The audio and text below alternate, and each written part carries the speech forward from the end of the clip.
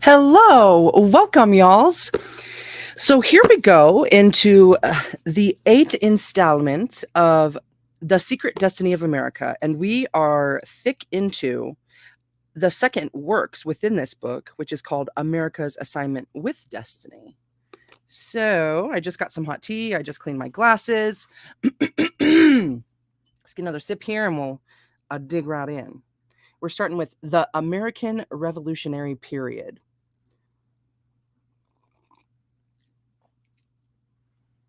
Oh, yeah. Hot tea. The American Revolutionary Period.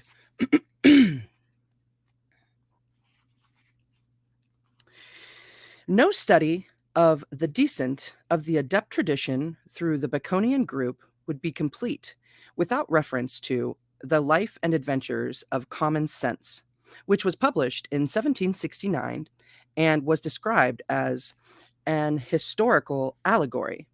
The work appeared anonymously, but is attributed on slight evidence to Herbert Lawrence, a surgeon and apothecary, and an intimate friend of David Garrick.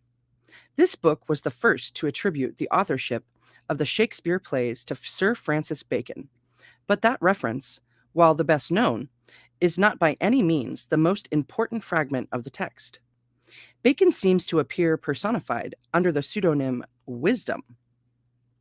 His lordship's departure to Holland is specifically mentioned, and the descent of the Great Plan is traced allegorically from the schools of Greek philosophy through the medieval world to the rise of the Medici, and the account terminates with the crowning of George III as King of England. Oh man, I already got a tickle starting here. Oh, let me just pause this real quick if I can't.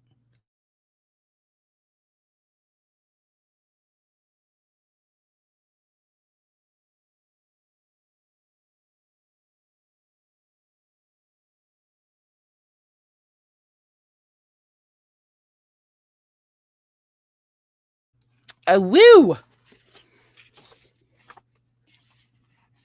Dang, I sort of bent that page a little. I was hasty.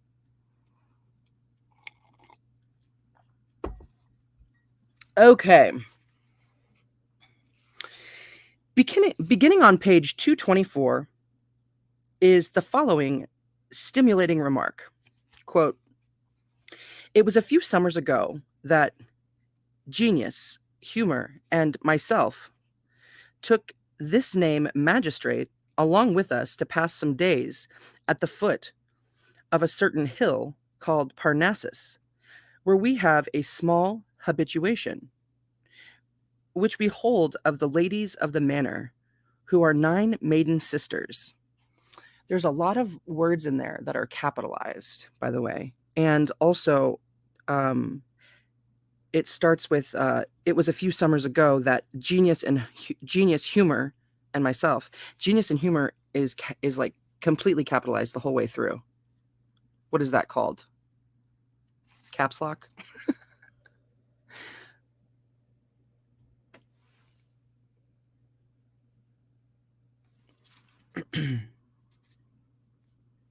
It would be difficult to ignore this obvious reference to the Lodge of the 9 Sisters and all that it implies. On page 237 of Volume 2 is a veiled reference to relevant matters. Quote, "The Royal Club or Society, as it is called, founded by Charles II, was at first filled with men of real science and learning. Wisdom, all caps, was an original member, but of late years he went so seldom amongst them that they thought proper to expel him for non-attendance. After expulsion of Wisdom and Genius, was desirous of being chosen. Well, okay. After the expulsion of Wisdom, quote, Genius was desirous of being chosen into the society, and that he might not be rejected on account of his peculiar abilities, capitalized. He was introduced to them as a grave antiquary who had great knowledge in coins, fossils, and cockle shells, unquote. Obviously, genius, in italics, is this case in this case represents Elias Ashmole, Esquire, who was the most distinguished antiquary of his time, a world-famous collector of coins and an accumulator of fossils, shells, and other geological curiosa. Man, I don't know. I've got this itchy spot on my face. Wisdom, of course, was Bacon, who originated the entire project of the Royal Society. Between January 21st, 1769, and January 21st, 1772, an unknown man using the pseudonym of Junius wrote as a man personally outraged. The sins of Parliament weighed heavily upon his soul. He spoke for England, for the American colonies, and for the world. He defended the freedom of the press, attacked taxation without representation, and was a vigorous and belligerent champion of human rights. There can be no doubt that his pen advanced the cause of the American Revolution and created sympathy for the victims of bungling English politicians. It is not remarkable that the letters of Junius gave inspiration and comfort to the cause of American independence. They were widely read in the colonies, and the solid judgment which these letters contained influenced the thinking of Franklin, Jefferson, and Hancock.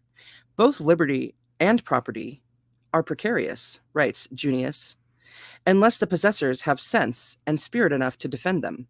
This is not the language of vanity. If I am a vain man, my gratification lies within a narrow circle. I am the sole depository of my own secret, and it shall perish with me. Ooh, that's powerful, right? Dang. Hey, Alex, welcome, man. Welcome all. Roderick Eagle contributed a curious observation concerning a possible association between Junius and the Baconian group. Eagle wrote that the first person so far recorded to name Bacon as an author of the Shakespeare plays was the Reverend James Wilmot, D.D., from 1726 to 1808, who was rector of Barton on the Heath in Warwickshire in 1785. This sober scholar of Trinity, Oxford, never married and devoted his life to quiet scholarship. A short biography with him was published by his niece. She made no reference to his Shakespearean Baconian interest, but did attribute to him the letters of Junius. Eagle doubted that Dr. Wilmot was sufficiently close to the political situation of his time. He ministered in a remote hamlet to have written the celebrated letters, but suggested that he may have been a literary accomplice who transcribed the original to throw inquisitive persons, especially.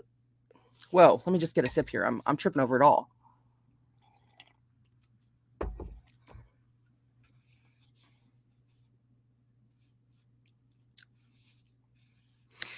She made no reference to his Shakespearean Baconian interest, but did attribute to him the letters of Junius. Eagle doubted that Dr. Wilmot was sufficiently close to the political situation of his time.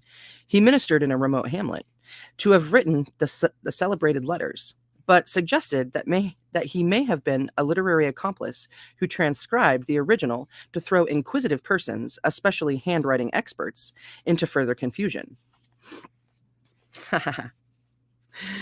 Eagle adds, quote, I have an old engraving showing Junius dressed as a clergyman.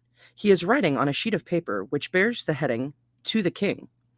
On either side of him sit two men, one of whom is dictating.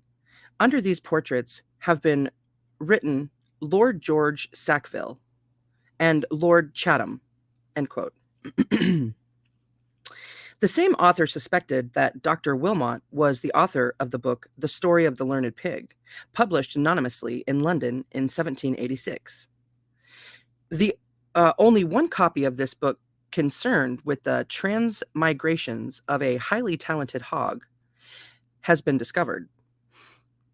In one of its incarnations, the hog claimed to have written the plays attributed to Shakespeare. The editor of the Pig's narrative signed himself transmigratus. Like transmagistus or trismegistus. Transmigratus. And then that says, see Shakespeare, New Views for Old.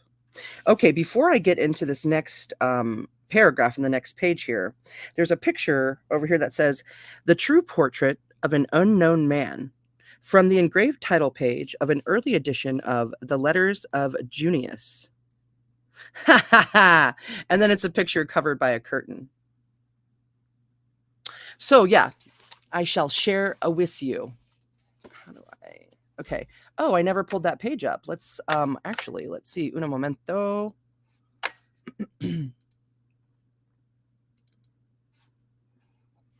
Now back to the interwebs and then pulling up this and advanced. Oh man, the focus is on auto again. Sorry about that, y'alls. Okay, so all the way up to this so that I can show you this true portrait of an unknown man. And then I go to 141. Awesome.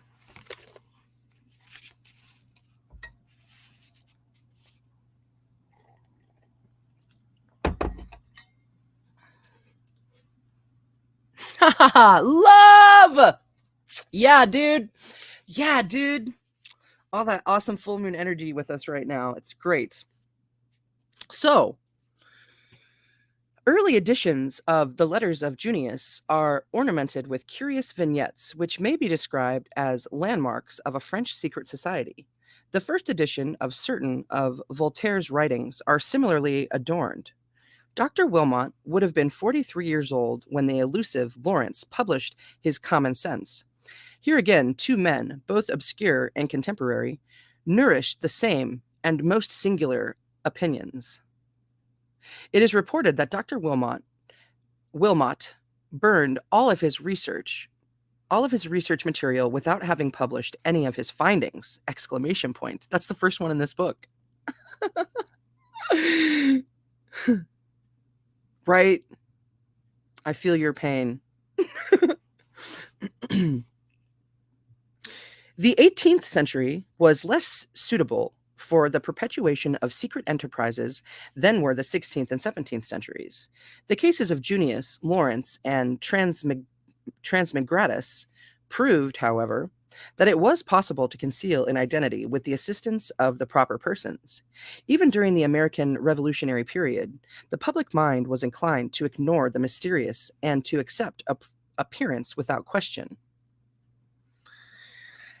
Most historians have merely perpetuated popular tradition. It says tarditions. We're going to have to see if that's just a typo or if that's a word I don't know. Most historians have merely perpetuated popular traditions and have sought no reasonable explanation for extraordinary events. Because I mean, like in music, retard, it means to slow down. And retardation, it means slower. So tardation, what does that mean? Slower too? Or does he just mean tradition? Is it just a typo?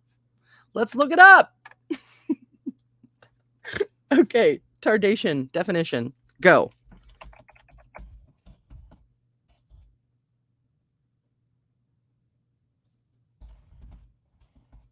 Oh, I spelled definition wrong. That's better. Boop. Okay, so tardation, it's a word, you guys. Y'alls. Oh, and it's people also ask, is tardation a word? Okay. The act of slowing or delaying, retardation, noun. Bam! Awesome. It's obsolete. Sweet. So my brain was on the right path. That's so cool.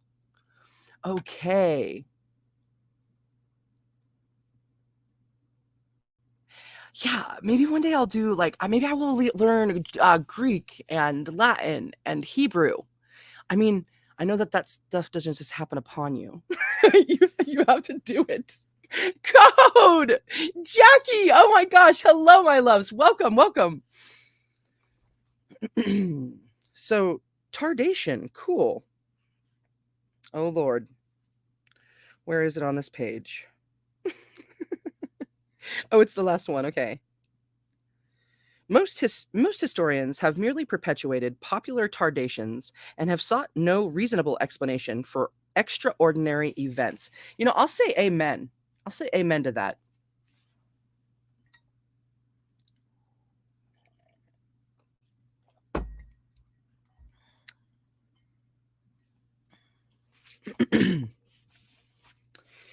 Freemasonry of the 18th century cannot be estimated in terms of the modern order. Masonic scholars were still dabbling in the systems of ancient mysteries, which dominated classical antiquity. The esoteric side of the rites and symbols was impressive to scholarly minds, and the Masons regarded themselves as the responsible custodians of a vast project dedicated by earlier adepts to the emancipation of humanity from ignorance and tyranny. The obligations of the Mason became his principal uh, allegiances. His principal allegiances. The obligations of the Mason became his principal allegiances. There was growing resentment in the colonies against the English crown, and the local administration offended the thoughtful. Dedication to principles gained importance where there are few causes worth supporting. Masonry also successfully bridged many religious differences and discords. The Brethren could practice Christian principles without emphasizing theological differences, thus supplying a spiritual horizon necessary to offset the conflict of sects. The second half of the 18th century was marked by broad but discreet circulation of philosophical knowledge. What Bacon had called experiments of light and experiments of comfort gained fashionable support. The sentiments of the French people were appropriately touched when Dr. Benjamin Franklin and Voltaire embraced each other with fraternal tenderness on the floor of the Lodge of the Nine Sisters. It was only natural that under Franklin's guidance, this lodge should have enlarged its scope to become a veritable university of world political philosophy. The Lodge of the Nine Sisters, guided by the impressive scholarship of Court de Geblin, de Geblin, the tildes or the apostrophe is over the E, de Geblin, was the most philosophical, mystical, and esoteric of the French lodges. Its membership included such extremes as Prince Charles de Rohan and Monsieur Danton. Lafayette was, of course, involved, and in 1785, the Marquis also joined the Egyptian masonry of Cagliostro and proclaimed his absolute confidence in the Grand Cophte, Copchte. When Anton Mesmer arrived from Vienna with his theories of animal magnetism, Lafayette was one of the first customers. All right, asterisk, see Revolution and Freemasonry by Bernard Fay. Yeah, that chi energy, that magnetism, it exists. And yeah, I don't know. I have lots of controversial questions and thoughts about how that grows. All right. Speaking of John Paul Jones, the American naval hero, Gerald W. Johnson notes, quote, as he was a Mason, the famous lodge of the Nine Sisters, which counted among its membership Voltaire, Helvetius, the philosopher, and Houdon, the sculptor, Howden, invited him to invited him to attend to be eulogized. And then it says, see the first captain. Jean-Antoine Houdon has been described as, quote, affected by the romantic frenzy of the times, unquote. His artistic accomplishments included portraitures of George Washington and the Count de Cagliostro. More energy. Yeah, I do too, right? I agree, Jackie.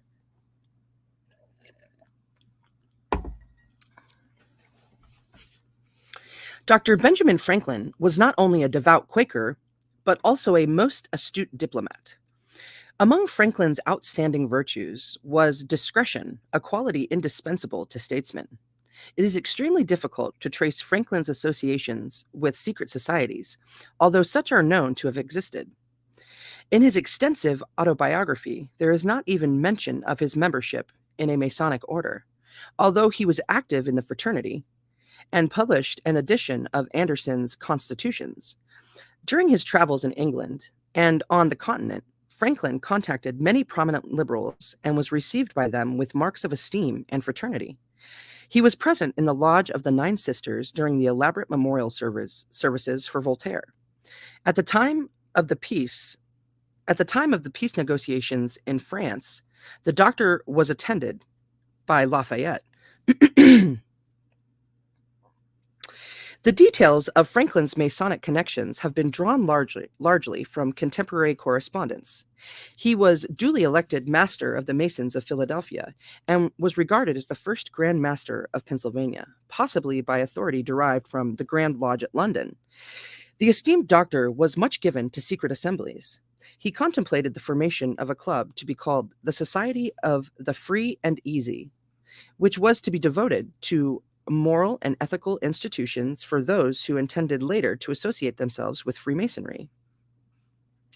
With several young men, he was active in organizing a group called the Junto.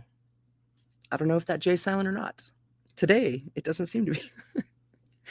The rules governing this society were later incorporated into the Philosophical Society of Philadelphia.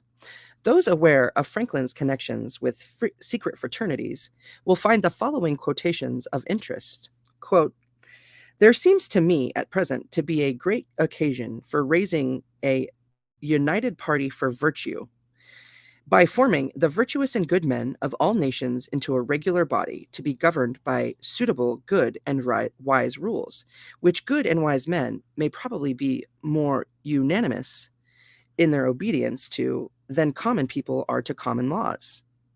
I at present think that whoever attempts this aright and is well qualified cannot fail of pleasing God and of meeting with success." Ha ha ha ha! What confidence! What awesomeness, right? Oh, that was end quote.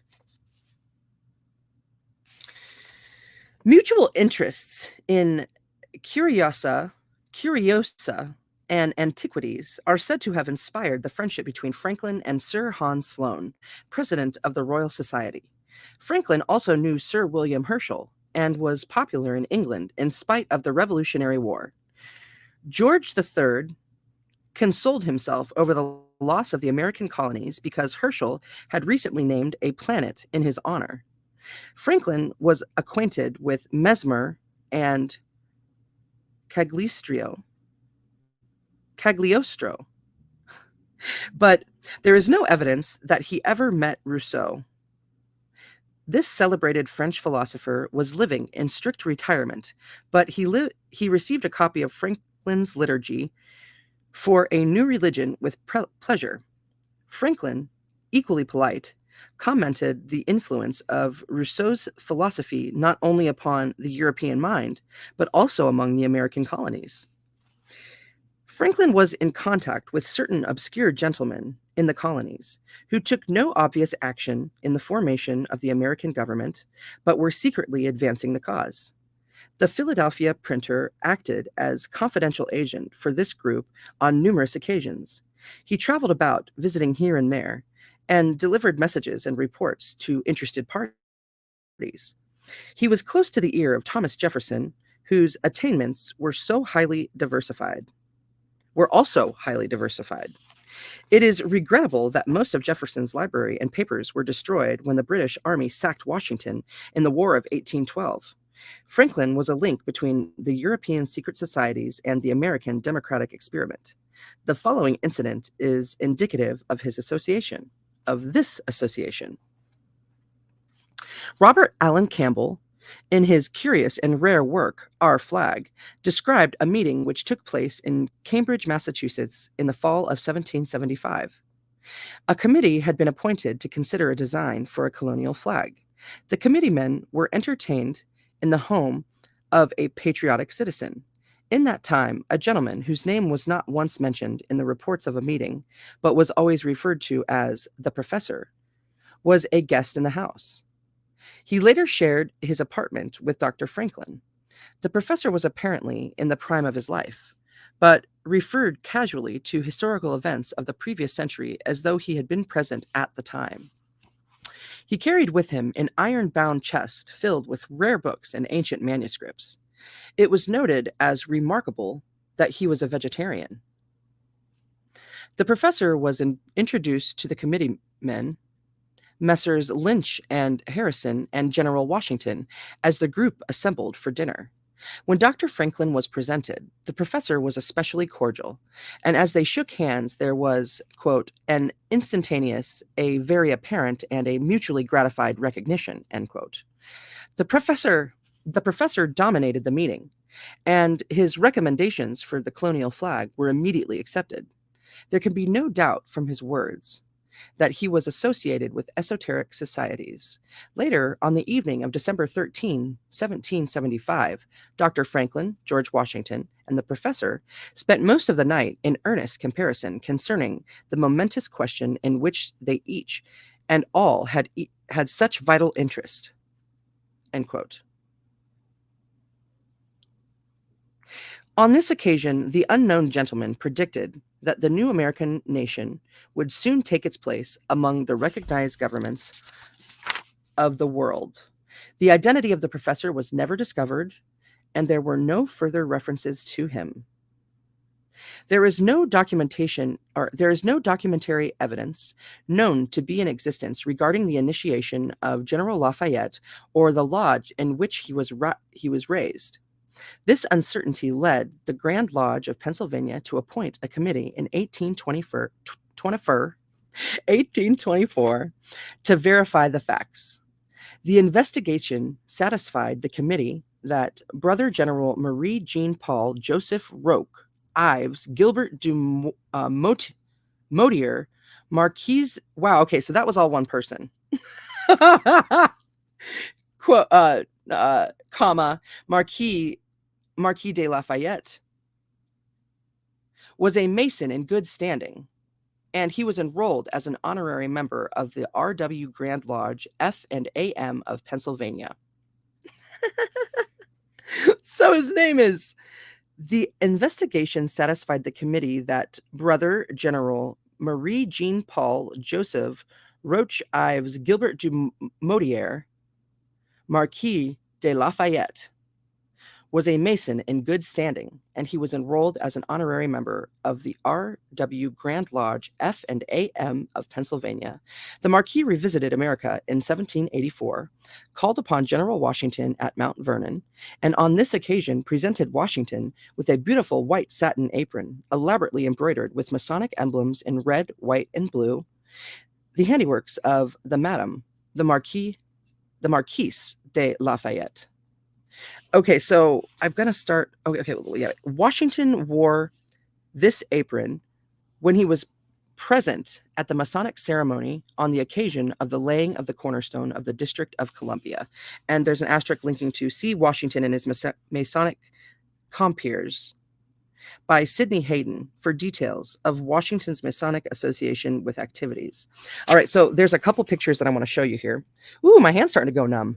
Hey, Singe, welcome, dude. Welcome all. So this says George Washington at the age of 64 years, wearing Masonic sash and apron, and the collar and jewel of past master of his lodge, painted from life. Ooh, from Hayden's Washington and his Masonic compeers. Okay, I'm gonna zoom it in so we can all look at this. The triangle.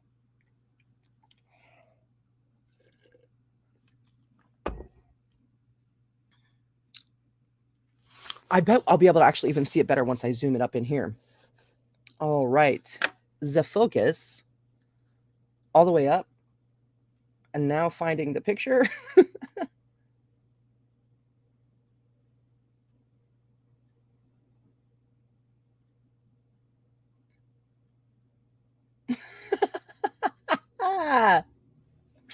This is my forte. Okay, the next picture. Here we go. This one says, from Hayden's Washington and his Masonic compeers, Washington's Masonic apron, embroidered on white satin by Madame Lafayette, and presented in 1784. Oh, well, I mean, like that is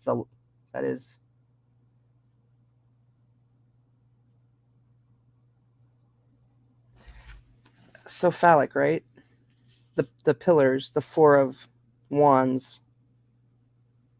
This is like they're also, I mean, like I've seen this demonstrated as the way that they see the cosmos. Like this is their, oh wait, so this would be their cosmography. This would be their cosmography of the world.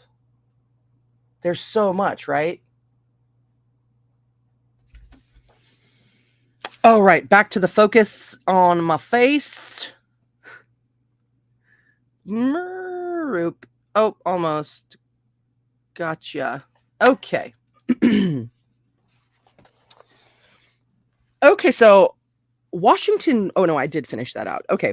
In 1782, on June 24th, Lafayette was received into the Lodge du Congrès Social in Paris, with the honors properly rendered the Masons of the higher grade. With the honors properly rendered the Masons of the higher grade. The register containing this report covered the period of 1775 to 1789 and included such signatures as La Rochefoucauld, I don't know, Rousseau. Okay, so La Roche, it's Rochefoucauld, Rochefoucauld, La Rochefoucauld, Rousseau, and Saint Germain. So those are the signatures that were included. Lafayette was on terms of some intimacy with the Comte de Saint Germain, and while the Comte considered the young Marquis a rather impetuous youth, they were of one mind on larger issues. Lafayette is a direct link between the political societies of France and the young American government.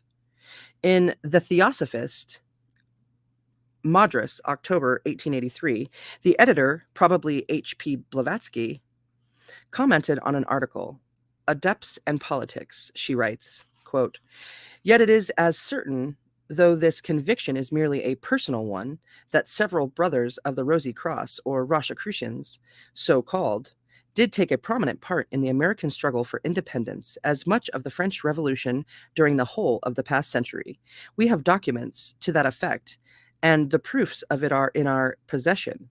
It is our firm conviction, based on historical evidence and direct inferences from many of the memoirs of those days, that the French Revolution is due to one adept. It is that mysterious personage, now conveniently classed with other historical charlatans, i.e., great men whose occult knowledge and power shoot over the heads of the imbecile majority, namely the Count de Saint Germain. Is that what Comte means? Cool. Who brought about the just outbreak among the paupers and put an end to the selfish tyranny of the French kings, the elect and the lords appointed. And we know also that among the Carbonari, the persecutors and pioneers of Garibaldi, there was more than one Freemason deeply versed in the occult sciences and Rosicrucianism. End quote. Madame Blavatsky. I wonder if when I was younger and I first discovered Madame Blavatsky, I was a teenager, and if I had just read her books then, where I'd be now. But right, here I am now, and here's a good space. So, yeah, it's funny how these things, they kind of just like keep up. There's always the opportunity to take that path. It's like always right there. It's always right there, and it's always following us, whatever it is that's calling for us. So cool. Anderson's Constitution of Freemasonry was published exactly 100 years after the appearance of the Great Shakespearean Folio in 1623. In 1730, Daniel Cox of New Jersey was appointed provincial Grand Master of the provinces of New York, New Jersey, and Pennsylvania by His Grace Thomas, Duke of Norfolk, Grand Master of the Premier Grand Lodge of England. Benjamin Franklin became a Mason in 1731 and was provisional Grand Master in Pennsylvania in 1734. George Washington took his first degree in the lodge at Fredericksburg, Virginia in 1752. The early American lodges met in taverns or inns, and the first Masonic temple in America was built in Boston in 1832. It cannot be learned that Thomas Paine was a Mason, although he wrote an essay dealing with the origin of Freemasonry. He attempted to trace the fraternity to the Celtic Druids. Of Masonry, George Washington wrote in 1791, being persuaded a just application of the principles on which Freemasonry is founded must be promotive of virtue and public prosperity. I shall always be glad to advance the interests of this society and be considered by them a deserving brother. There's an asterisk. Oh, and that's end quote. Given in writing to the officers of St. Andrew's Lodge at Newport, Rhode Island.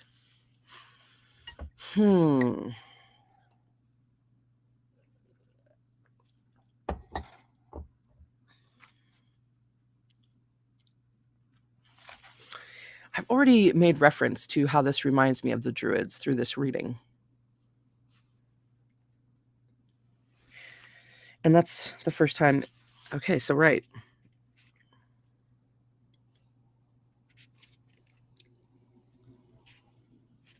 Okay, just lots of thoughts. It is believed that the Boston Tea Party was arranged around a chowder supper at the home of the Bradley brothers, who were Masons, and that Mother Bradley kept the water so hot so that they could wash off the disguises.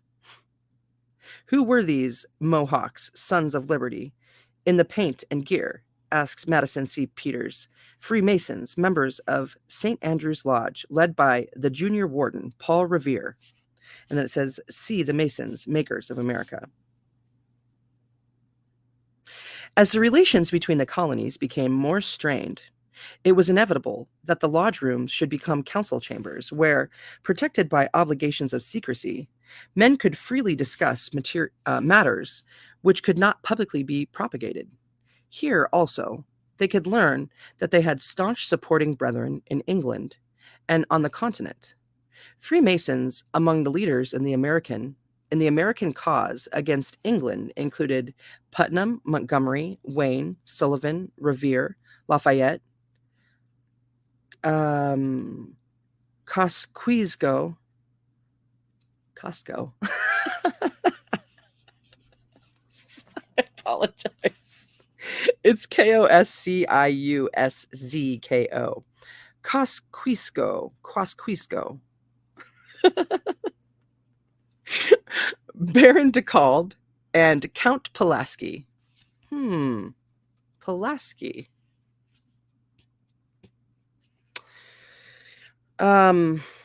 Robert Morris is also mentioned.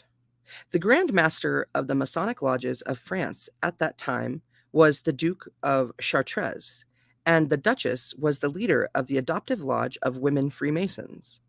The head of another feminine lodge was Madame Helvetius, Franklin's friend and hostess.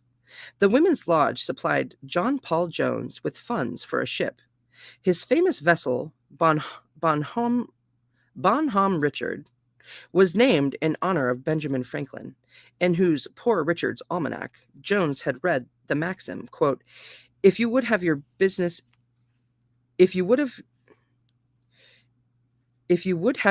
done, go yourself. If not, send, end quote. If you would have your business done, go yourself. If not, send. The First Continental Congress, in the motion of George Washington, selected Peyton Randolph, past Grand Master of Masons of Virginia, to preside over its deliberations. Later, John Hancock, another Mason, succeeded him. It was Hancock who signed the Declaration of Independence with a signature so bold that, quote, the King of England could read it without spectacles, end quote. It is believed that Thomas Jefferson became a Mason in France. Of the 56 signers of the Declaration of Independence, nearly 50 were Masons. Only one is known with certainty not to have been a member of the order. At Bunker Hill, on June 17th, 1775, fell General Joseph Warren, Grand Master of the Massachusetts Grand Lodge. There is a report, unverified, that George Washington personally made Lafayette a Mason in Military Lodge number 19 at Morristown, New Jersey. Frederick Wilhelm August Heinrich Ferdinand, Baron von Steuben, who received the first offer of surrender from Lord Cornwallis at Yorktown, was made a Mason in New York State. He had been aid. He had been. There's a. It's AIDEDE dash camp, and it's on 2 lines. He had been aided camp to the King of Prussia. He had been aided camp to the King of Prussia. Other Masonic leaders included General Nathaniel Greene and Major General Henry Knox. All but 2 of Washington's brigadier generals were Masons, as was Ethan Allen of Green Mountain Boy fame. Of the 55 members of the Constitutional Convention, all but 5 were Masons.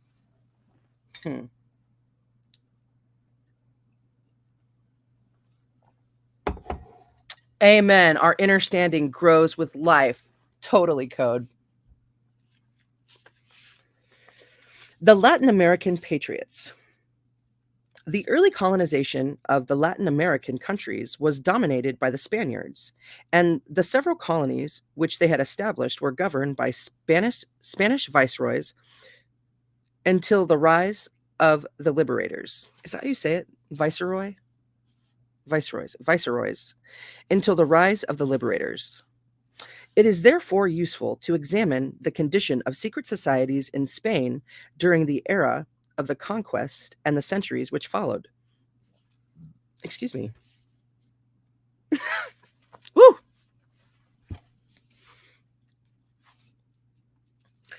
The fate of Spain and the rapid decline of the power of that country was strongly influenced by the Inquisition. The Inquisition was established in Spain in 1233, but its original sphere of influence was largely confined to the Kingdom of Aragon. Ferdinand and Isabella, remembered for their participation in the financing of Columbus, were directly responsible for the promotion of the Inquisitional program.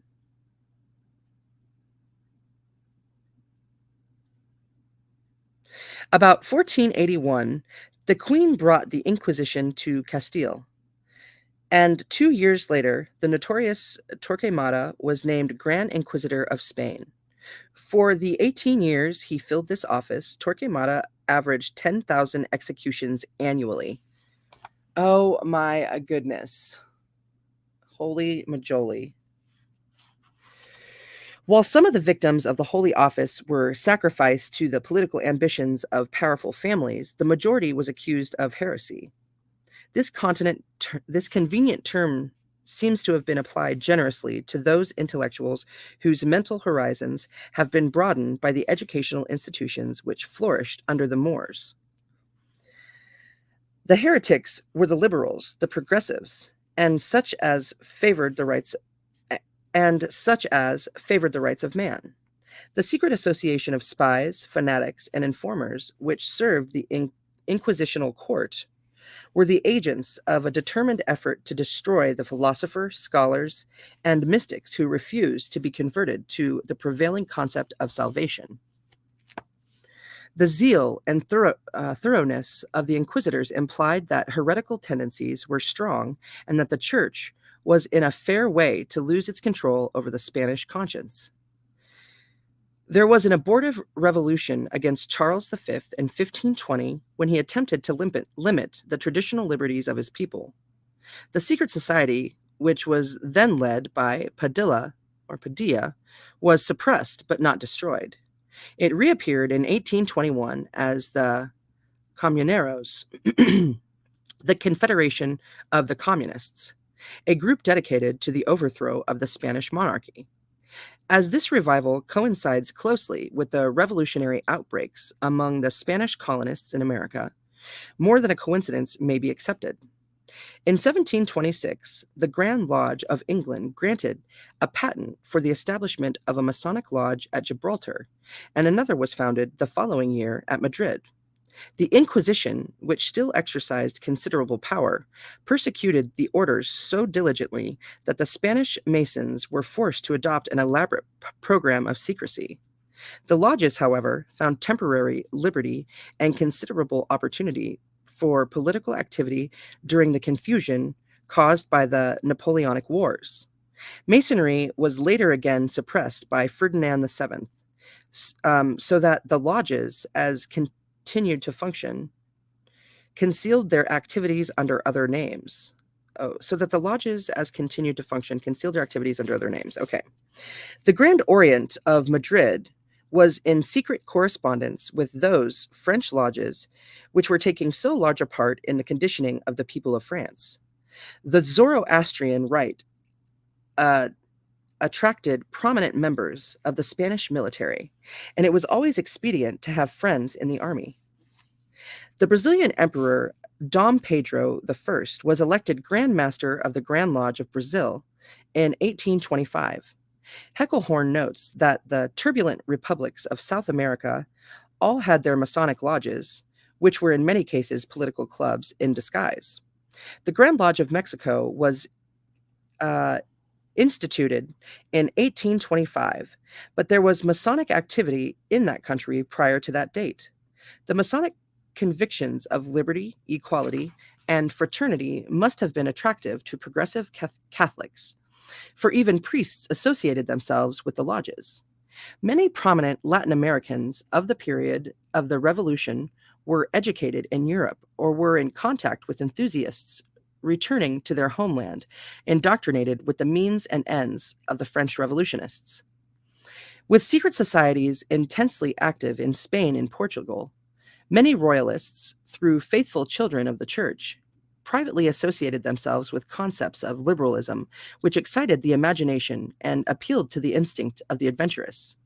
This drift of esoteric tradition from Spain was openly acknowledged during the Napoleonic era, and though later suppressed in the larger centers of population, continued to inflame afflicted classes in the Spanish colonies. Historical references, however, are meager due to the Inquisition, and even the heroes were reluctant to commit themselves to membership in organizations regarded as highly subversive by the Holy Office. Highly subversive by the Holy Office.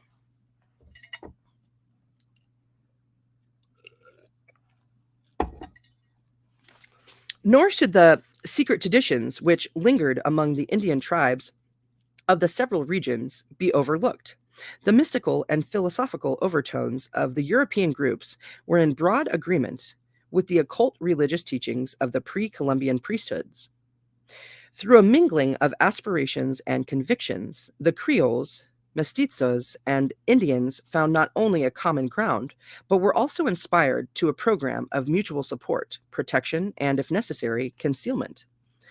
These factors, though of slight interest to the literal historian, have fascination for the political psychologist. There are persistent reports that the secret societies of the Aztecs, Mayas, and Incas continued long after the conquest, guarded by those reticent aborigines who refused to renounce their ancient cultural institutions. Although it may be difficult to trace the rumors, There are elusive reports identifying most of the political reformers of the Latin American countries with the fraternities and societies of the Indian tribes. Benito Juarez was suspected of such affiliations, and the followers of Pancho Villa, Pancho Villa, were outspoken on this subject. There are vast areas still comparatively unexplored south of the Rio Grande. The primitive religions are powerful in these regions, and wherever the old faiths survive, the esoteric doctrine is served and protected, and the occult arts are cultivated. Yeah, because it's within the nature of this space where we are. You study nature, and this is where you're led. Study, yeah, and just energy and connection in general. Everything, it's so fascinating. Simon Bolivar, excuse me.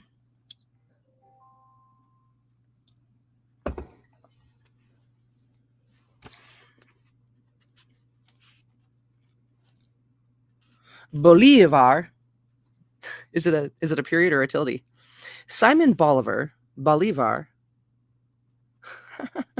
In the case of Simon Bolivar, 1783 to 1830, is exemplified the effect of direct contact with the European secret societies. From his political prophecies, it is evident that Bolivar is not only a brilliant statesman, but also an intellectual liberal. He read extensively, and his favorite authors were Rousseau, Montesquieu, Hobbes, Helvetius, Holbach, Hume, and Spinoza.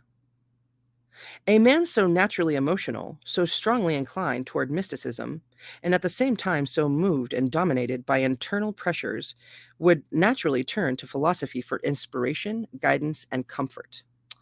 What a beautiful sentence. Though a devout Catholic, he was one of those Latin American heroes who refused to accept the reactionary tendencies of his church. Bolivar, let's look up how to say it. Bumpadoo.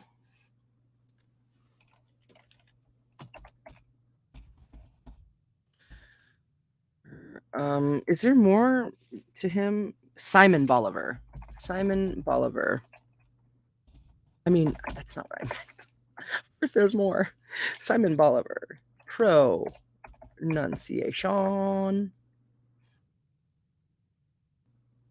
Bolivar. Bolivar. Simone. Oh, Simone Bolivar. Simón Bolívar. Simón Bolívar. Bolivar. Yeah, the tilde, it is over that. Simón Bolivar. Cool. All right.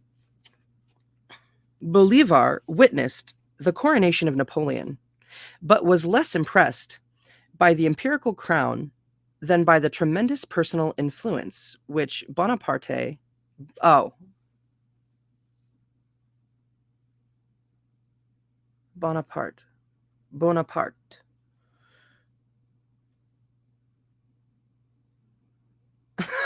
I think that's it, right? Bonaparte. Was less impressed with the imperial crown than by the tremendous personal influence which Bonaparte exercised over his followers. While in France and Italy, the liberator contacted the various groups that were working quietly but relentlessly to accomplish the freedom of the human mind. The democratic ideology converted him completely, as is proved by his vow at Rome. On the occasion, Bolivar and his tutor, Simon Rodriguez. Rodriguez. I hear my door. Is someone coming up my stairs?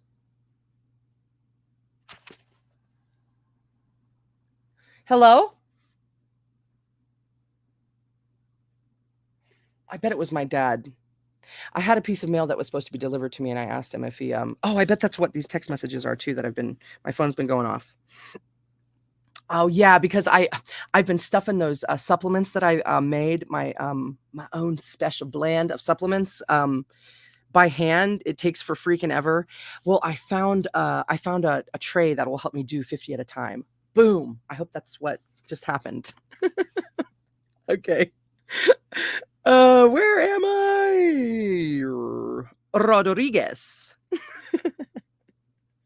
Simon Rodriguez stood on the summit of the holy hill. Suddenly, the young man fell on his knees and, addressing Rodriguez, cried out, quote, I swear before you, I swear by the God of my forefathers, I swear by my forefathers, I swear by my native country, that I shall never allow my hands to be idle, nor my soul to rest until I have broken the shackles which chain us to Spain, end quote. It was during this European travel that Bolivar joined the Masonic order. Michael Vauquer dramatizes the Masonic associations of the young man by an episode which occurred while Bolivar was in his estate room at sea. Quote, Bolivar came across his Freemason's diploma. He unrolled the great printed sheet, which showed a curtain hanging in it, in an antique temple. It bore the different symbols, level, trowel, square, compass, the 3 points, and the mallet, also crouching sphinxes. Bolivar recalled his introduction to the lodge at Cadiz, whither he had been drawn by curiosity rather than conviction. He had taken oath to accept no legitimate government in his country save one elected by the full vote of the people, and to strive with all his might to establish a republican system, end quote. And there's a asterisk quoted, linked with C. Bolivar, the Liberator. Later in Paris, Bolivar was raised to master in the Lodge of the Nine Sisters. Here's a picture of General Simon Bolivar.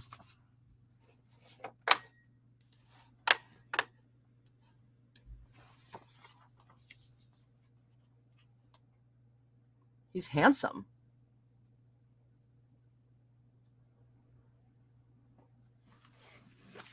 Cool.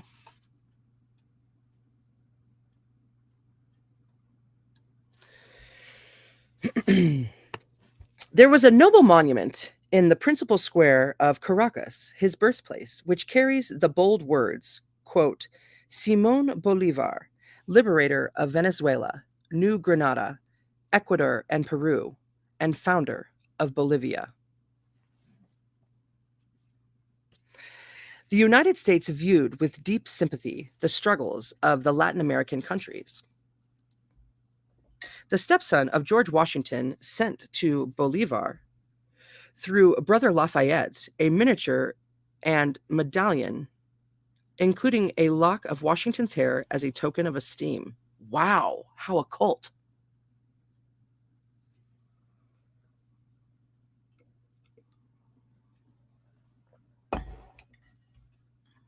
Well, I mean, not as far as what occult like genuinely means. I just mean, what kind of energy they're working with there?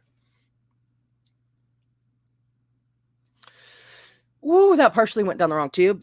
I live. I'm good.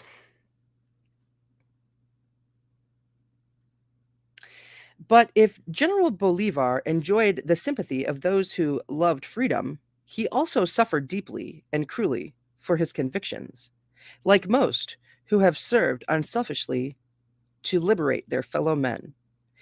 He died a tired, broken old man at the age of 47, as Ibarra writes, quote, in exile under an alien roof, clad in a borrowed nightshirt, end quote. And then it says, C. Bolivar, the passionate warrior.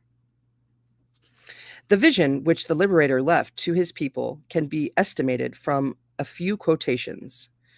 Quote, America, said Bolivar in 1823, is not a problem, neither is it a fact. It is the highest and most irrefutable assignment of destiny, end quote. Hey, that's where we get our title. In a document dated 1829, the liberator wrote, quote, "I have achieved no other good than independence. That was my mission. The nations I have founded will, after prolonged and bitter agony, go into an eclipse, but will later emerge as states of the one great republic, America." And then it says, quoted from Simon Bolivar by Gerard Masser. Okay, now we're getting into Miguel Hidalgo. Ooh, cool. The career of Hidalgo, 1753 to 1811, emphasizes the prominence of certain political clubs built around liberal principles imported from the secret societies of Spain and the rise of local organizations to advance the cause of social justice in Mexico. Under various protective pseudonyms, such as protective clubs, literary circles, and social enterprises, the spirit of liberty ended its sphere of influence from the European lodges of liberation to the Valley of Mexico. The Masonic members of certain key figures involved in the Mexican struggle for independence should not be accepted as proof that these men were directly associated with esoteric organizations. The condition of Freemasonry at the time, however, and its place in the descent of the great plan for liberty, equality, and fraternity constitutes a tangible link between the secret schools of the ancient world, with their moral and ethical convictions, and the cause of human enlightenment, which was so strongly championed by the great Mexican patriot. The patronymic name, Patronymic, patronymic name Hidalgo, Hio de Algo, which means son of somebody. Okay, so patronymic. We got to look it up, right? I mean, like, what does it mean? It's patronage. Patronymic with a Y. Mimic definition. A name derived from the name of a father or ancestor, typically by the addition of a prefix or suffix, like Johnson, O'Brien, Ivanovich. A patronymic derived from the name of their original lordship. So it's something that's derived from a father or ancestor. Okay, so awesome. Where is it? Patronymic name. So it's of Hidalgo. Hio de Algo, which means son of somebody, infers a degree of aristocracy or minor nobility. Miguel Hidalgo, called the father of Mexican independence, was ordained to the priesthood in 1778, and from that time on was in frequent difficulties with his religious superiors. Back to YouTube's.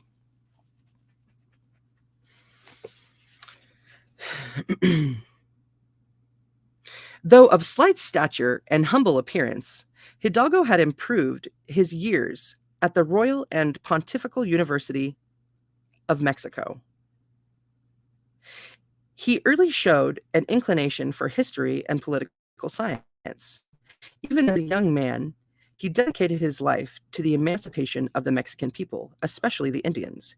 He favored the writings of the French rationalists, particularly the theories of Rousseau and Voltaire, as these applied to the rights of man. He was denounced to the Inquisition of Valladolid for unorthodoxy. He was accused of reading prohibited books and of favoring Jansenism.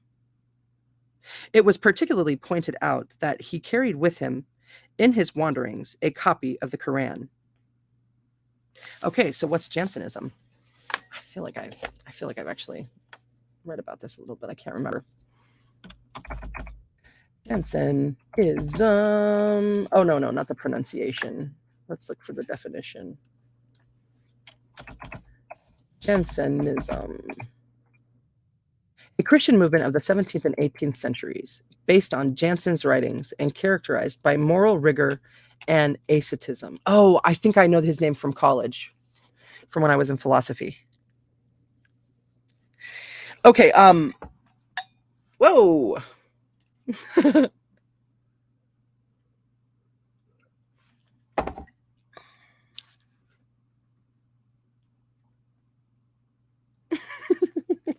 Jansenism.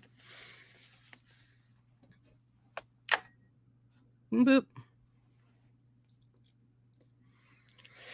That he carried Wanderings, a copy of the Quran. Okay. Concerning the researches of the Inquisition, Arthur Howard Knoll writes, quote, "In the meantime, the Holy Office had pursued an investigation by its usual methods, and had discovered that Hidalgo was developing revolutionary tendencies, that he was accustomed to speak of monarchs as tyrants, and that he cherished aspirations for political liberty. He had little respect for the Index Expurgatorius, and was so extensively read in current French literature that he had become thoroughly imbued with French ideas, or as it was subsequently called, he was a francesado, a francesado, a frances, a francesado. He was a francesado. He had, by the direct evidence of 13 witnesses signed before the tribunal, been guilty of heretical utterances sufficient to consign him to the stake." End quote. And then there's an asterisk which links to see the life and times of Miguel Hidalgo y Castilla. The offices of the Inquisition, however, admitted that there were some doubts on certain points, and to the amazement of Hidalgo himself, the case against him was suspended and the evidence filed for future reference. It was referred to in due time. The principal heresy concerning Hidalgo's program for the economic and social improvement of the Indians and mestizos. Oh, that was the end of the sentence. I didn't understand it. I thought there was more. Let's try again. The principal heresy concerned Hidalgo's program for the economic and social improvement of the Indians and mestizos. He was ultimately deprived of his benefice, and by his 47th year was completely dedicated to the liberation of his people from foreign tyranny and domestic oppression. Of special interest was the sudden development throughout the provinces of what were called social and literary clubs. These spring up rapidly, but no satisfactory history of their origin or the persons responsible for the idea are available. In some way, these groups eluded the Holy Office, and from their inception were dedicated to the same ends that dominated similar secret societies in Europe.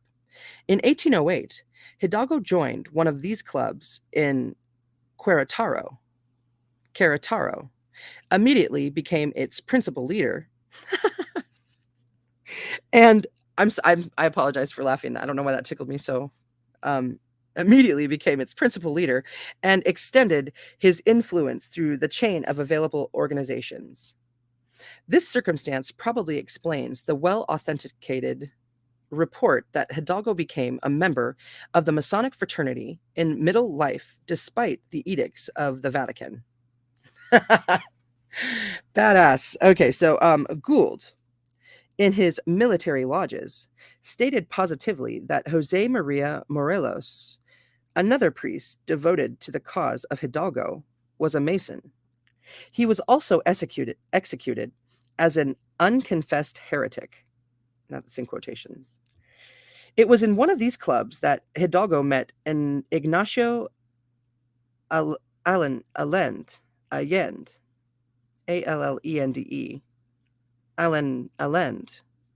who later became the military genius of the revolution. The appearance of a network of societies dedicated to the private conviction of political liberty may well witness a contact between European groups and the New World. Conditions in Spain were such as to justify a discrete program of organizations in Mexico. Hidalgo's revolution was short-lived, and his career as a leader of rebellion lasted only 1 year. Allende Allende, maybe. Allende was executed on the 26th of June in 1811. Hidalgo was first degraded by the ecclesiastical court and then turned over to the civil courts. He suffered the auto da fe, and on the 30th of July, 1811, received a military execution. He met death heroically, and his last words were a prayer that heaven would favor the independence of his people. Although Hidalgo's name is revered throughout Mexico, little has been written about him, which is available to his countrymen. The details of his career probably have been considered inflammatory and contrary to the present interests of the church and state. For some reason, that story, in my heart, they just took him out. They were like, okay, shut your mouth. We can't control you. But it lives on. Benito Pablo Juarez. On the 21st of March, in a little Zapotecan Indian village of some 20 families, was born Benito Juarez, 1806 to 1872, the emancipator of Mexico. He had no memory of his parents, who died during his infancy, but after numerous difficulties, succeeded in educating himself in law and became deeply involved in the political problems of his country. The policies of Juarez were brought to the attention of the United States by the London correspondent of the New York Tribune, an international exile by the name of Karl Marx. Juarez has been described as an agnostic, but a careful consideration of his attitudes reveals not a rebellion against God, but against the theological institutions which burdened the people of Mexico. This silent, inscrutable Indian belonged to a race moved inwardly by powerful convictions, but outwardly impassive. His God was the Father of freedom, served by a priesthood of liberators. Juarez became a Mason in his youth. After the overthrow of the Maximilian Empire, Mexican Freemasonry was consolidated in 1868, Benito Juarez being one of its highest officials. Marquis' history of Freemasonry contains the following note, quote, "It would seem as if the authority of Juarez alone held these rites together, since at his death in 1872, although he was succeeded as president by his chief follower, Sebastian Lerdo de Tejada, also a prominent Freemason, dissensions arose, and they fell asunder. Alfredo Chavero becoming Grand Master of the Grand Orient, and Jose Maria Mateos of the National Grand Lodge." End quote. And then there's an asterisk connected to see revised edition by Robert Ingham Clegg, comma 33.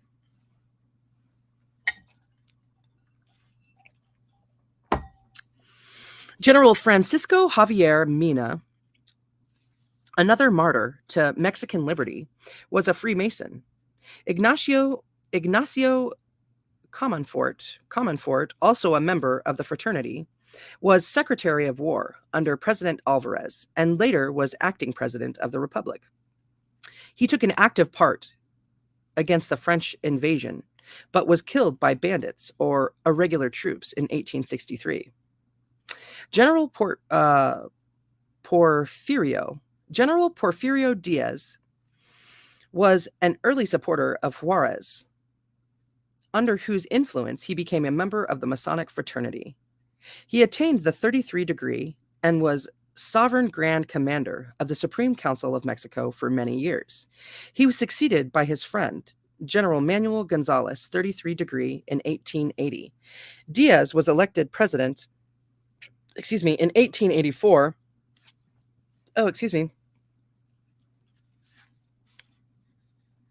And remained in office until his resignation in 1911. General Mariano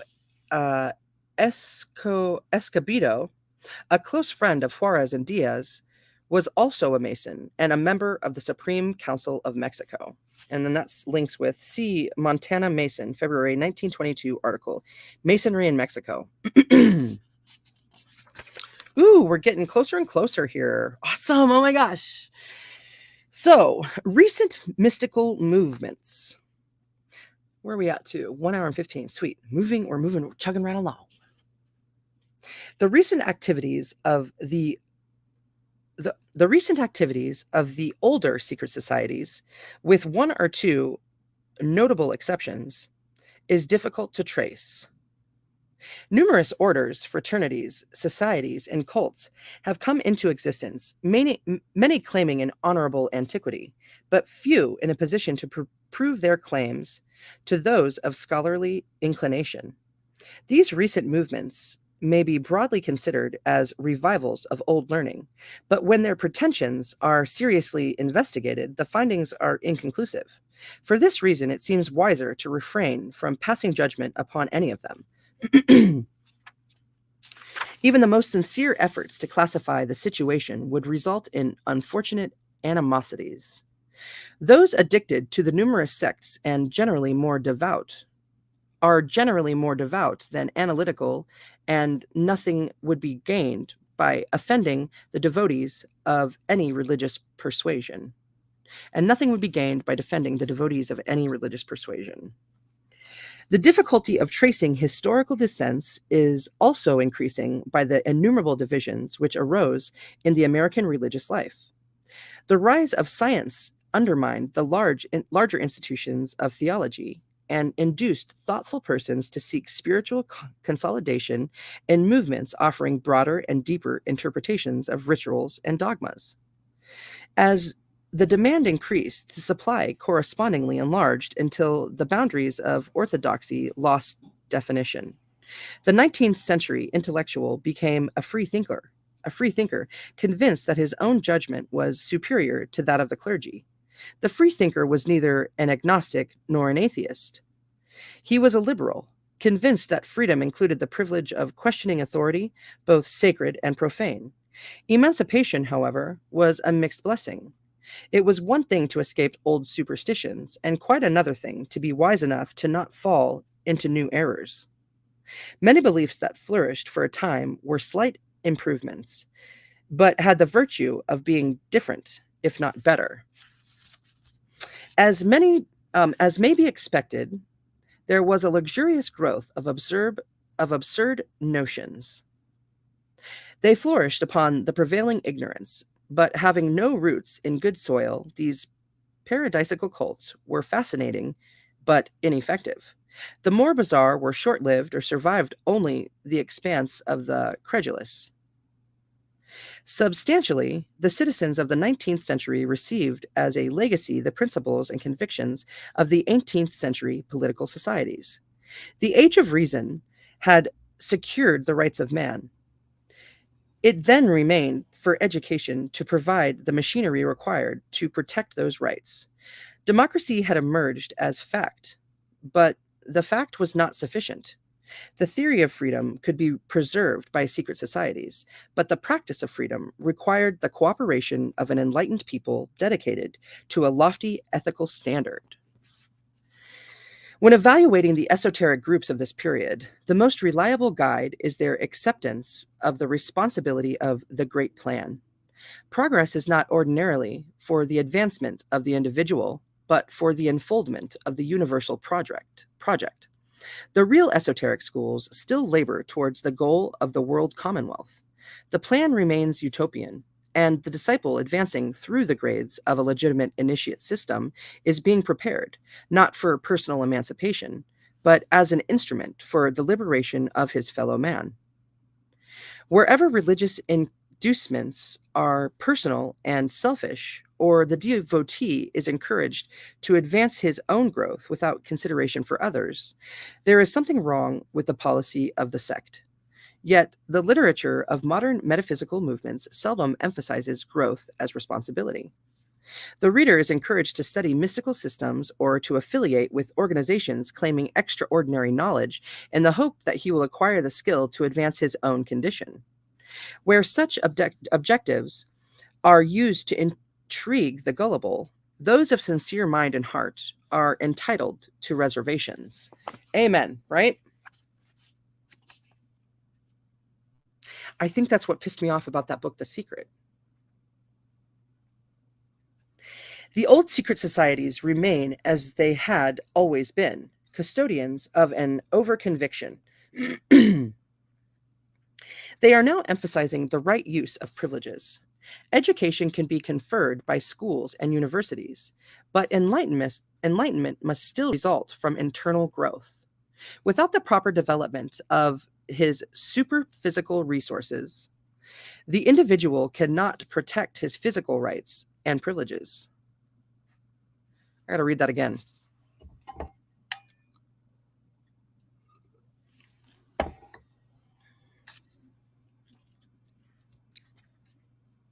Without the proper development of his superphysical resources, the individual cannot protect his physical rights and privileges.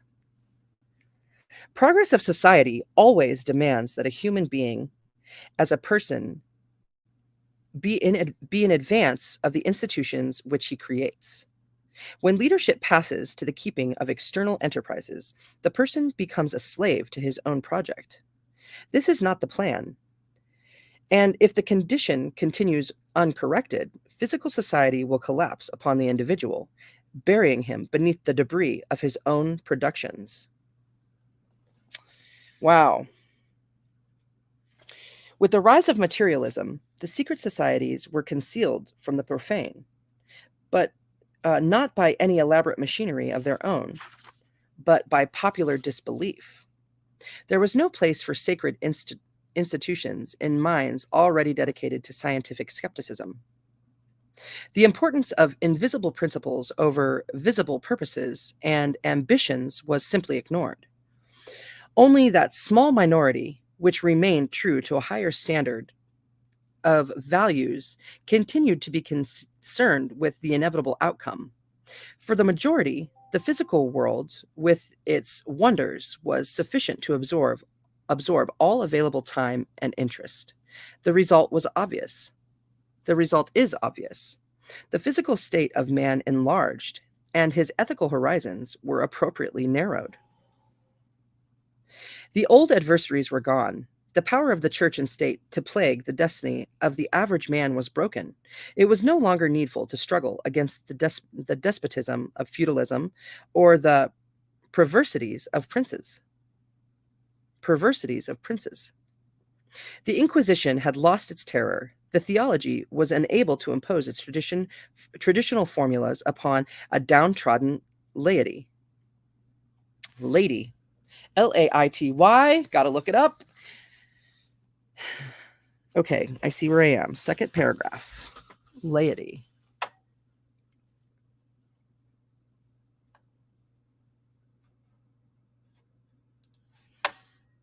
Laity. Lay people, okay, as distinct from the clergy. All right, cool. Lady, or let's see how you say it. Laity. Laity. Okay, right. Awesome. Dang, my bladder is starting to bother me here. I'm gonna have to pee, I think. Oh, man, how many pages are left? Oh my gosh, I can make it. Oh my gosh. Okay. I said second paragraph. Yeah. Oh, right. Back to YouTube. Oh my gosh, I'm so proud of us. We're making it. Okay. Laity. The Inquisition had lost its terror, and theology was unable to impose its traditional formulas upon a downtrodden laity. But the ills that men must bear changed their appearances, not their substance. The authority of science took the place left vacant by the departing authorities of aristocracy and theology. It was still necessary for the human spirit to struggle against the intolerances of the human mind. Personal ambitions, liberated by the new code of freedom, immediately began to dream of supremacy. A vast concept, highly competitive in principle and highly destructive in practice, perpetuated most of the instruments of the old tyranny. Siegfried had slain the dragon, but was in grave danger of being drowned in the blood that flowed from the mortal wound. Having overcome the despotism of entrenched classes, humanity discovered the despotism in itself. It was faced with the unhappy realization that tyrannical systems are only symbols of those tyrannical instincts which exist in all creatures until they are overcome by enlightened understanding. Boom. Wow. That is something.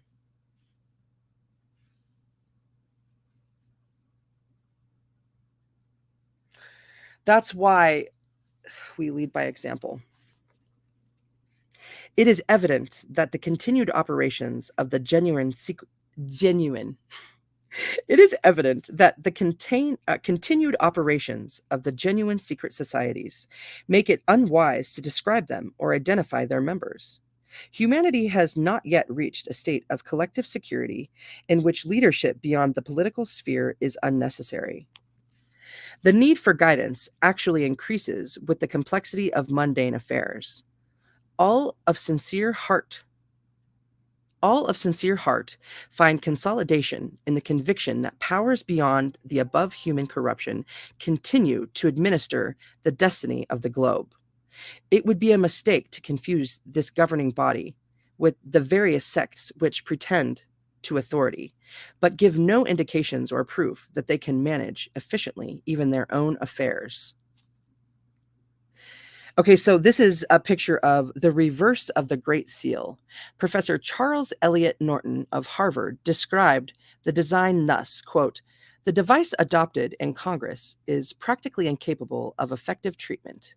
It can hardly, however artistically treated by the designer, look otherwise than as a dull emblem of a Masonic fraternity," end quote. This is one of the important esoteric landmarks that have been conveniently ignored. And this is from Hunt's History of the Seal of the United States. It's the back of a quarter. I'm still going to share it. Just for posterity's sake, right? Okay. Holy majolis. Wow. Gotcha. There's my microphone.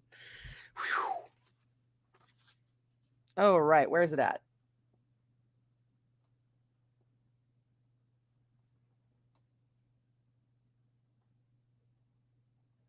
Whew.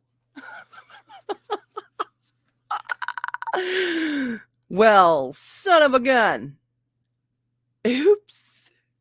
I wonder what that's going to sound like on the playback. I hope your ears are okay, everyone. Okay. And I know I have to pee, but man, my mouth is dry. Eee! It's all good. Everything's fine. Just knocking stuff off my desk, you know. Oh, excuse me. A little whistle there. Those sensitive to subtle values will find positive indications those sensitive to subtle values will find positive indications of fortuitous intervention if they care to seek for them. Ooh, amen. The landmarks are not obvious to the profane, but years of familiarity with the proportions of the project enable the thoughtful to recognize the systematic unfoldment of the great plan. The truth is more obvious among these people whose religions acknowledge the existence of an invisible government. I'm going to repeat that. The truth is more obvious among those peoples whose religions acknowledge the existence of an invisible government. This has always been concealed in the descent of the Western mystery religion.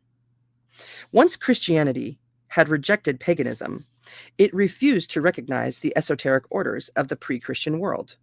It regarded them as detrimental to its own prestige and sought relentlessly to exterminate them. This was impossible, but the church refused to accept and to teach a universal religion or a universal philosophy. The spiritual mysteries of life belong to no one faith, race, or school. In order to advance itself as the supreme custodian of salvation, ecclesiasticism had to reject the mystery system.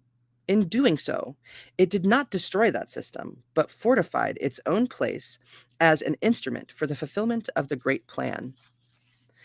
In its effort to usurp this high destiny for itself, the church obscured the very essentials of human progress and discouraged its followers from those noble and unselfish convictions which might long ago have supplied the incentives for a universal reformation of mankind. When legitimate authority passed from the church to the orders of the quest, this secret ecclesia drew into itself those who truly loved mankind. Even with the passing of centuries, the rift has not been mended. Theological groups still emphasize a personal salvation achieved by miraculous means. In this case, the very word miraculous stands for the rejected esoteric in tradition, you know? Eee, itchy nose. It is the undefined and for the theological, undefinable science of human regeneration. It is not sufficient to say that beyond the church is only the unknown sphere of God. Actually, beyond the church are the mysteries guarded by the shepherds of men. There is nothing that can limit the merit of present action more completely than the lack of vision about accumulative consequences of action. There is nothing that can limit the merit of present action more completely than lack of vision. But, son of a gun. There is nothing that can limit the merit of present action more completely than lack of vision about accumulative consequences of action. The merit of, yeah, it's like we keep showing up. You keep doing it. You keep showing up. Humanity can realize itself from defeatism only when the true proportions of the great plan are at least partly perceived. The lack of the realizations of high purpose contributes to the cultivation of less desirable motives and inclinations.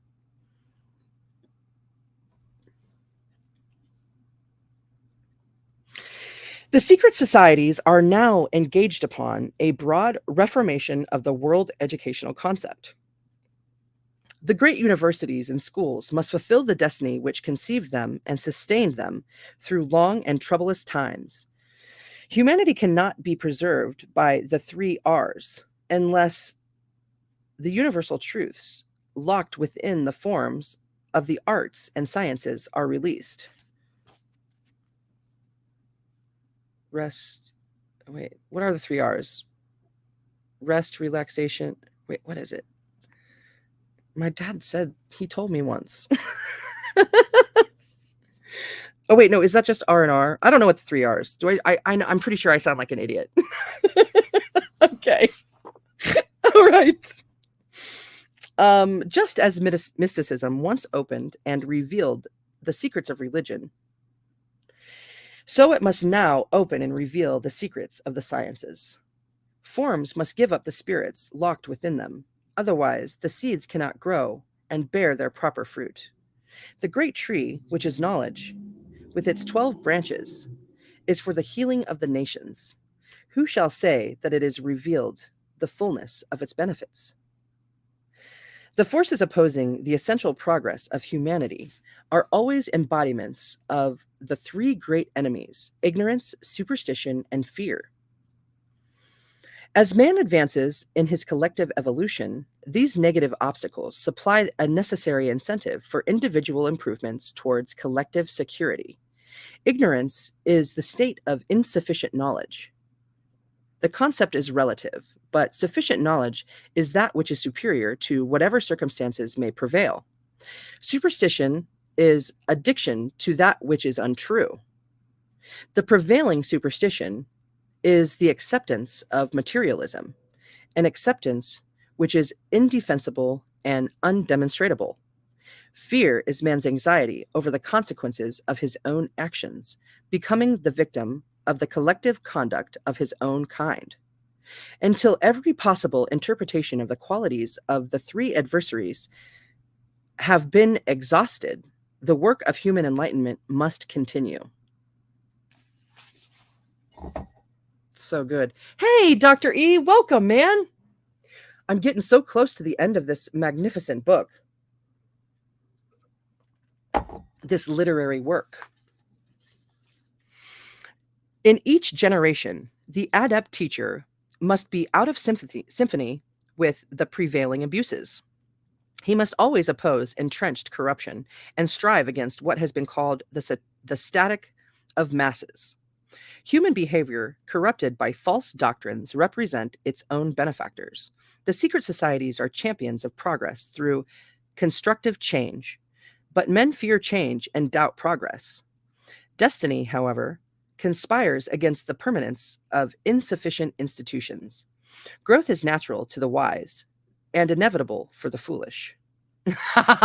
That's awesome. Conditions beyond human control are forever breaking down the limitations which man has placed upon his own future. Amen, dude. Destiny and the mysteries must win, for they are on the side of the great plan. As that which is necessary always provides the means for supplying its own necessity, the human state proves the esoteric tradition. It is not conceivable that there should be laws in space for which there are no channels of release in human society. Truth always comes to man through man. The great initiate teachers have offered their own souls as channels for the distribution of cosmic truths.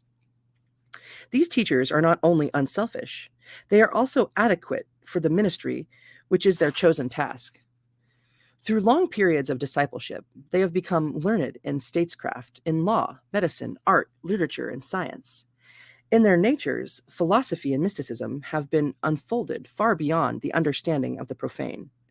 Obviously, the great schools, functioning through their trained and appointed messengers, constitute the highest leadership available to man or required by man. In order, however, that their work be accomplished, it is not sufficient that they have the needed vision. This vision must be communicated. That their work must be accomplished, it is not sufficient that they have the needed vision. This vision must be communicated. It must be extended throughout human society until humanity redeems itself by the experience of enlightenment. The security that the world seeks cannot be bestowed, it must be earned.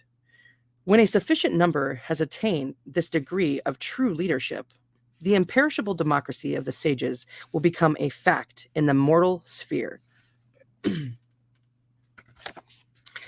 The genuine esoteric associations always required that disciples prepare themselves for careers of practical service.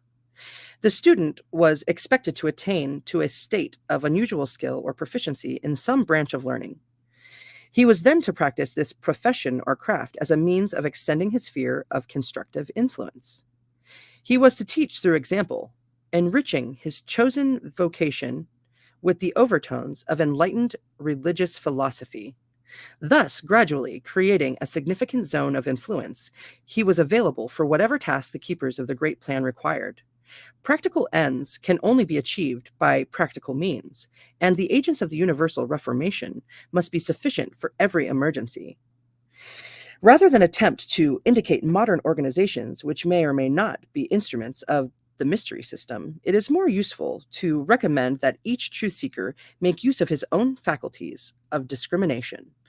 The esoteric orders have never accepted candidates without reasonable qualifications, nor have they offered any inducements except the privilege of becoming unselfish, useful, and humble. They have never promised to glorify the whims of mortals, and have reserved the right to select in their own way those whom they believe to have the courage, the insight, and the fortitude which the magnitude of the project demanded. Human society cannot be preserved by fraternities of the unfit, even though the members be well-intentioned. Successful leaders in various materialistic fields usually lack qualifications essential for the discipleship in the secret schools. Those aspiring to become initiate teachers must discipline and improve their abilities before their candidacy can be considered. Those initiates of the Western descent whose names are known convey a fair impression of acceptable qualifications. Such men as Roger Bacon, Francis of Assisi, Dante, Periclesis, Periclesis Basil Valentine, Robert Flood, Francis Bacon, and Saint Germain immediately recall the remarkable abilities, the wonderful devotion, and the enduring fortitude of those who resolved to devote their lives to the improvement of mankind. Quiet thinking will dissolve all doubts as to the genuine teachings of the mystery schools and the qualifications necessary to membership. Usually, the schools selected their disciples, imposing upon them rules of discrimination and discretion, so that no matter the importance was entrusted to anyone still plagued by his own ambitions or likely to succumb to the temptations of worldly acclaim. The principal test of existing religious and mystical organizations is, therefore, their practical acceptance of collective responsibility.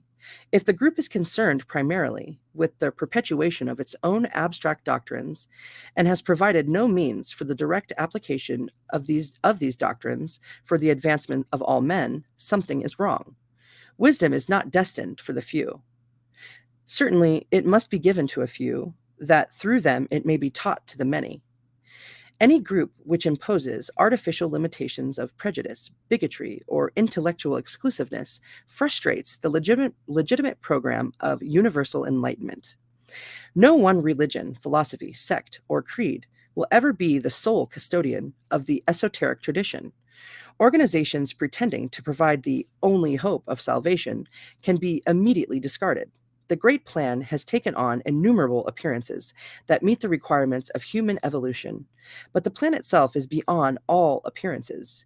Many have the privilege of serving, but only the divine wisdom itself has the authority to dogmatize, and it has never indulged that prerogative. Okay, so I'm on the second paragraph on this page, but there's a picture over here I want to show you. A symbolical printer's device, and this is from an 18th century Hermetic book. This vignette is a pictorial signature of the secret societies of liberty. Hey, Emoji King, Juice, welcome, y'alls. Okay, let me get to the focus page. Zoopadoo, and this is what I'm showing you. The all-seeing eye.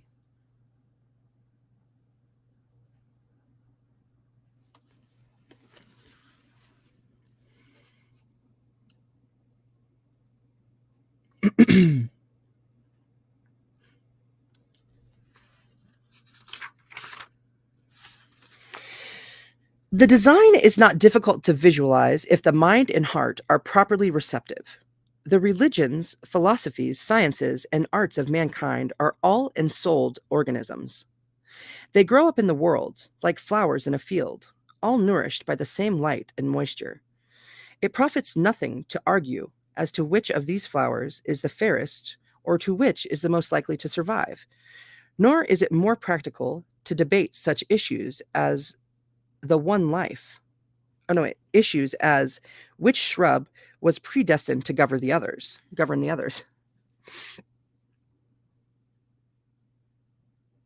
All the channels for the one life, which alone determines the fulfillment of the processes of growth. The separate organisms of learning must finally come together to form one vast organization. If one part be lacking, the body will be imperfect. Who shall say, in a magnificent association of this kind, that any of the fragments which from the perfect whole is unessential? Remember, the great league of learning is a democratic commonwealth and not an autocracy of the elect. The great league is the fruit of the great plan. Once the body of knowledge has been ordered by the canons of esoteric architecture, it becomes one vast sanctuary. It is the temple built without hands, the everlasting house. Into this body, the great plan incarnates, so that the form itself built by men through love and consideration, is ensouled with the immortal light of the mystery tradition. There are two motions in human society. One is toward understanding, and this is the unifying force. The other motion is toward misunderstanding, and this is the dividing force. Each human being advances the universal destiny to the degree that he overcomes within himself the impulses to divide and separate. Wow. That's something that I'm really dealing with right now, too. It is not always possible to defend the conduct of groups or individuals or to cooperate with that which is obviously perverse.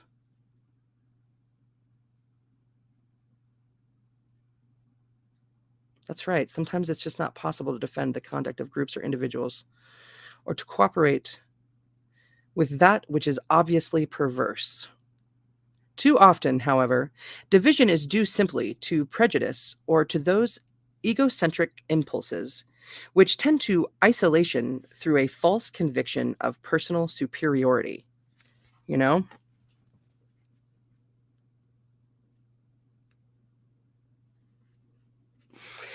All institutions, sacred and secular, are composed of human beings. As these grow and unfold their natural curiousness, they verge towards each other by simple convictions of fraternity.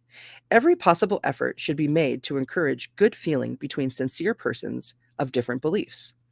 This is only possible when all are generous and find justification in the realization of the pressing need of united effort. Right?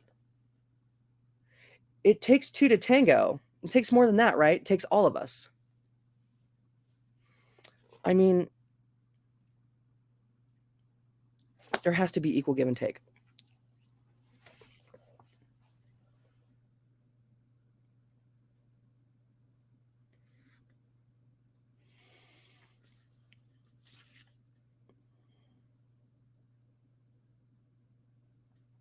Such associations, whether they be actual instruments of the secret schools or simply groups of sincere persons, are laboring in the light and for the light.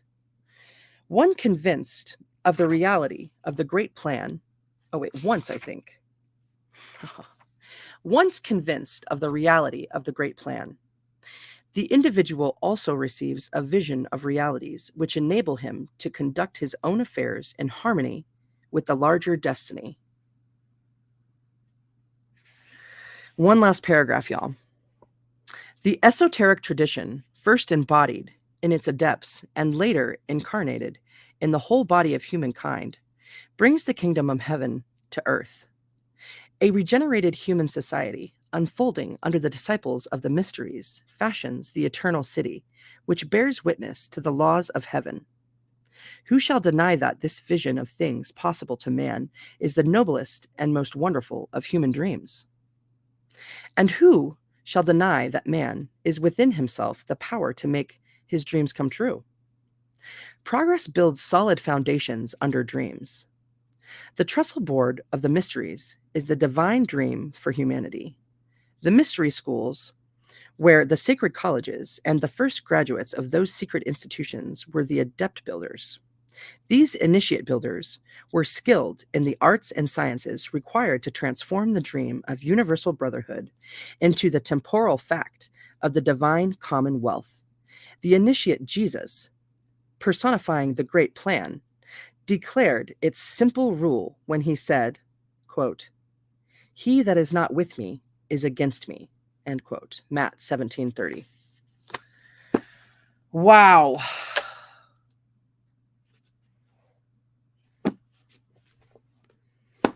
Wow, wow, wow. Dang, y'alls. The Atlantic Ocean this day. I love when you share where you're at. Thank you, Emoji King. Man, that was something. That is something. Man, right? So freaking good. So yeah, thank you everyone for everyone here now, everyone who listens later, all the lurkers, and all the support and likes that you guys have been sharing with me, it's exciting. It's so weird that so many people are starting to watch me. And I mean, like, on the grand scheme of things, as far as like views go in the world of YouTube, it's piddly, right? But still, wow. So yeah, I don't know. I think there's something to be said for authenticity when we just be. I love yous, and I'm not certain. I feel like I need to finish because last year I started getting into. I only got through like the first chapter and the forward, and maybe a little bit into the second chapter of The Women Who Run with Wolves, and that video is just like taking off. I feel like I need to do it some justice and continue. Plus, now I have glasses. I can see the words so much better. I don't have to squint. But yeah, I don't know. See, right? Like, if I do it, do I start over? Do I just continue on? I'll figure it out. But there's also a ton of other books. Like, I really want to read Gods with Amnesia. I also want to read this that Vril book. There's tons of books. We'll get there. Thank you. Awesome. Thank you so much. I appreciate all your feedback. And hey, good. We relaxing. It's the day after the full moon. We're solidifying some ideas here about what we might be manifesting in this new 28-day cycle. Yeah, I got to get to the bathroom. I love you guys. Thank you so much. Mwah. I see you so soon. Thank you.